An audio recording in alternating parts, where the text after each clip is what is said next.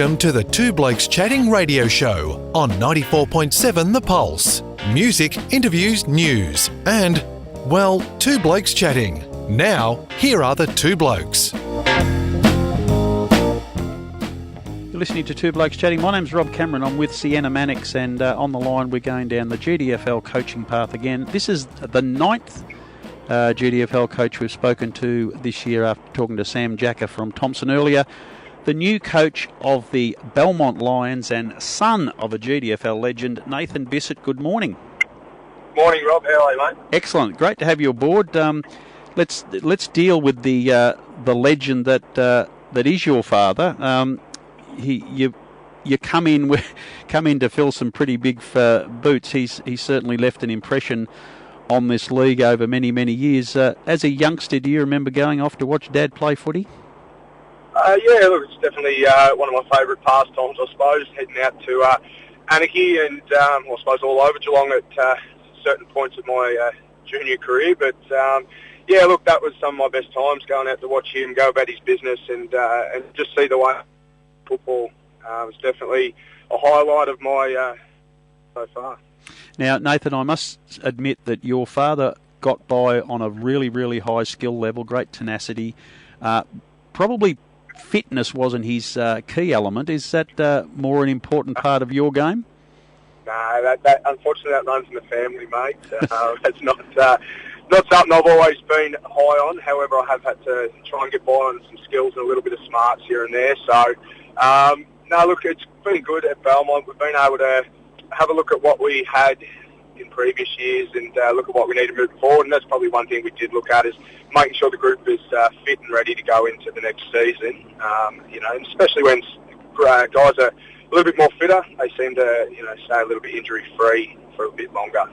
A lot of clubs around Geelong to keep up with the pack have to bring in a lot of external players. But what I noticed during the 2019 season, when you walked into a Belmont Lions huddle, the faces were really young and they looked really keen and determined. They'd played a lot of junior footy together. Is that still been a focus on yours to develop the young talent your club has, as well as bringing in some experience to balance? Oh, absolutely. That's also something we spoke about when I put my coaching staff together. Unfortunately, when I was approached about the role and the role was officially offered to me, it was very late in the piece. I believe it was the week I was playing my grand final up in Werribee. So by that stage, a lot of the players I wanted to bring in had signed at their clubs or new clubs. So we had a look at what was on the current list and also the juniors coming through. And it was pretty exciting at the time. A lot of the young kids have been there for quite some time. They've played a lot of footy together, so they know how each other play. And really what we just need to look at there was trying to develop those boys with some mature heads around them. And also, just getting a few more games under their belt and adding some structure and a little bit of game plan into the young side. So we believe we've done that now. And, yeah, it's an exciting year moving forward. The other important thing for you as a new coach to the club is structure around you. You've got a job to do on the ground. So how are you set up for your support network? Yeah, look, it was Alex Jolly is my assistant coach. He's done a fantastic job so far. Sometimes I think I'm his assistant, but he's gone away over this failed season and really upped his skill set, done a lot of research and a lot of upskilling, and he's just fantastic. He's a great support for me. Our reserves coach boys, both of them have played a lot of football as well around the traps, in Chuck Hahn and Luke. They've also been a great support. They put their hand up for anything that needs to be done. And I suppose with Alex Jolly coming back on the field, it left a bit of a hole there for someone to run the bench. And look, this year we sort of decided that we want that mature age sort of fella there and someone that knows what it's like to coach from the bench. And it was just something that I couldn't go past. I spoke to the old man and he said, look, I think I've got the perfect guy for you. I'll ring you back in 30 seconds. He rang me back in 30 seconds and said I'm in. So that was handy. So you will have your father to lean on? Yeah, look, it's something that we spoke about. And like I said, it's a fella put it into perspective. He said, don't bash the nail in with your head when you've got a perfectly good hammer in the shed. And I thought that was a really good one. So it was 100% right. I interviewed a few blokes, and I just probably it wasn't what I was after. So I thought, you know what, I'm going to do it. I'll make the call. And, he's just been fantastic. He's a world of knowledge. He's great for me. He'll still let me, make my mistakes. But at the same time, there'll always be that offer, that advice. So tell me, Nathan, did you have a football philosophy that you were going to bring into Belmont come hell or high water, or was it more of a case of coming in, looking what players you had available, and then said, righto, with this group we need to play this way? Yeah, I went and did my research when I realised the job was available, and I ran into a few fellas and we spoke about it, and I said, look, that might be something that interests me. I'll go and have a look.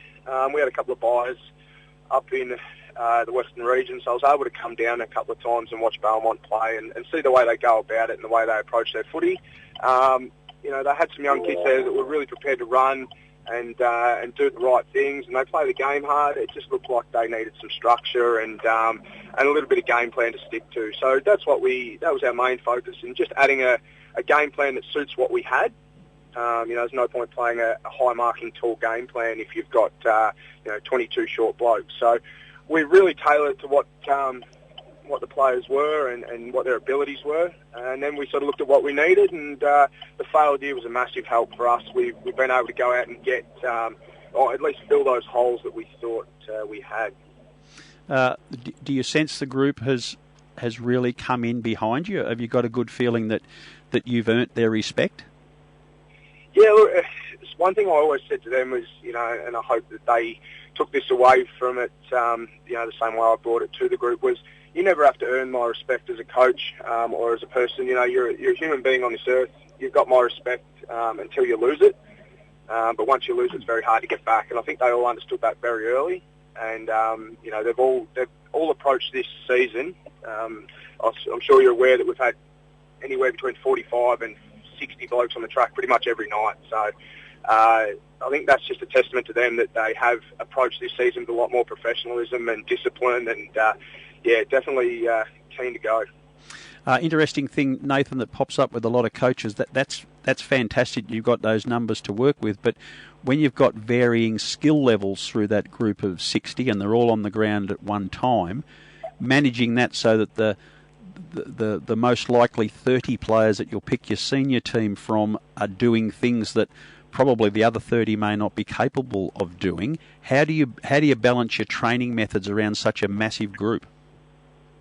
Yeah, look, it's a great question there, Rob. I truly believe that we're a big family down here. We've worked really hard to build that culture, and I had a bit of a listen to Sammy Jacker before that, and he was talking about culture and bringing in the right players, and I believe we've done that too. We've really looked hard at not just bringing in 3 or 4 superstars. We've really looked at making sure that the people we bring in had the right culture and the right professionalism and discipline to train hard. And what that also does then is that it allows you to upskill from the bottom end. You're only as strong as your weakest link.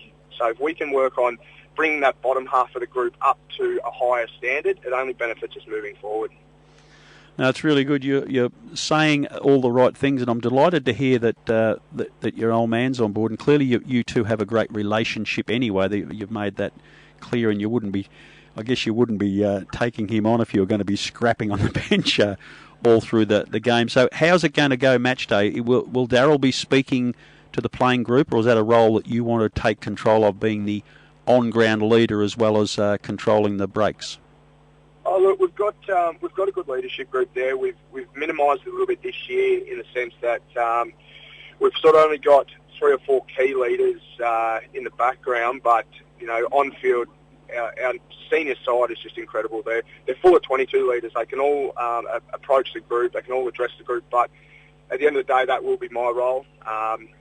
The old boy's just going to really have a look at the board and make sure that if we get caught out with an injury on field or something, that we don't panic.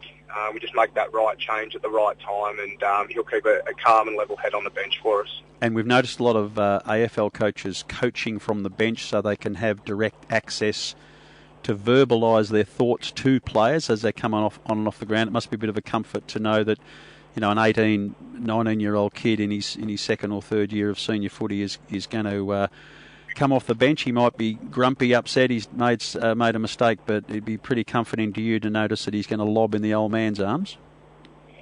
Yeah, absolutely.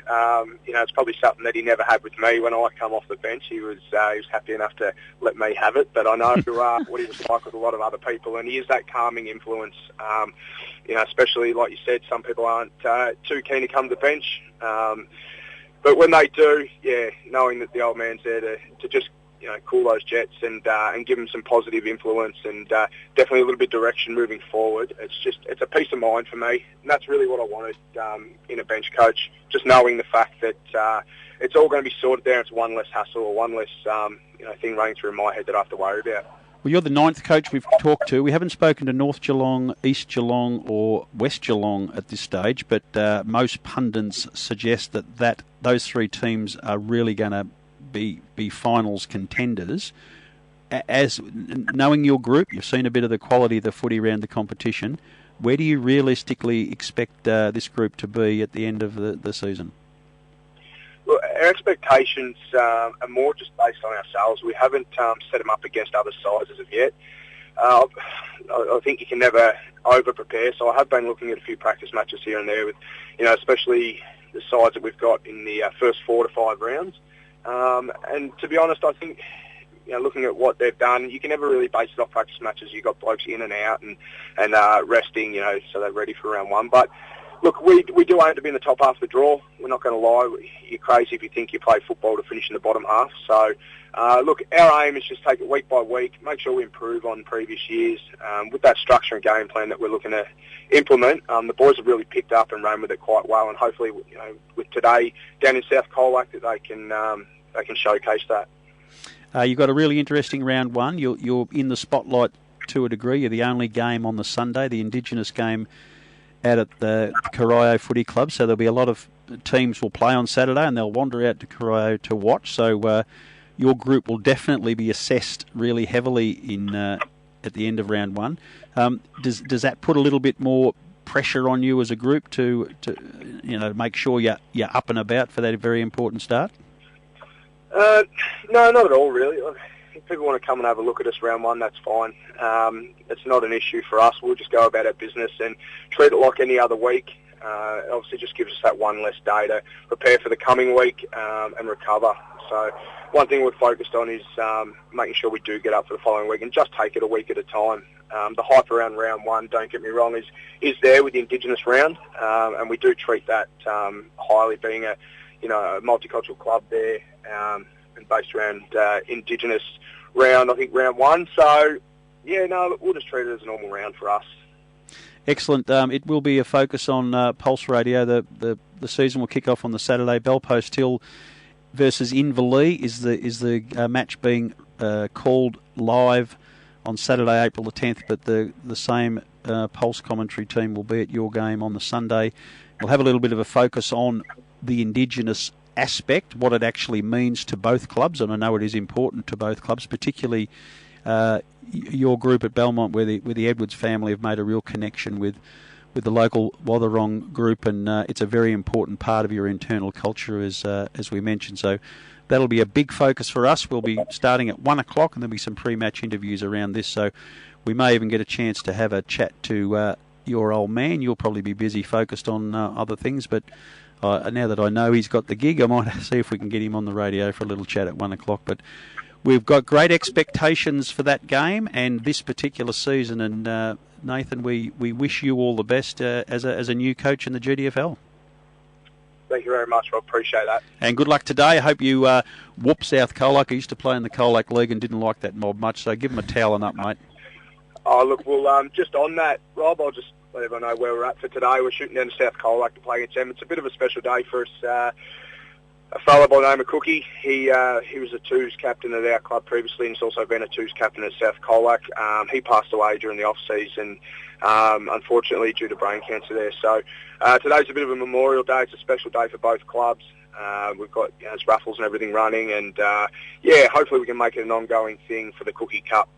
So, we'll kick off at 2 o'clock down here today, and hopefully it's a good battle. Excellent news. So if you're in that Colac region and you want to have a look at a bit of country footy, drop down to the South Colac Oval. The Belmont Lions are visiting, and that's an interesting addition to the game. The first, which we hope of many, is Cookie Cups, and it's great to see legends being remembered. So good on you, mate. All the best. Thank you very much, Rob. Cheers.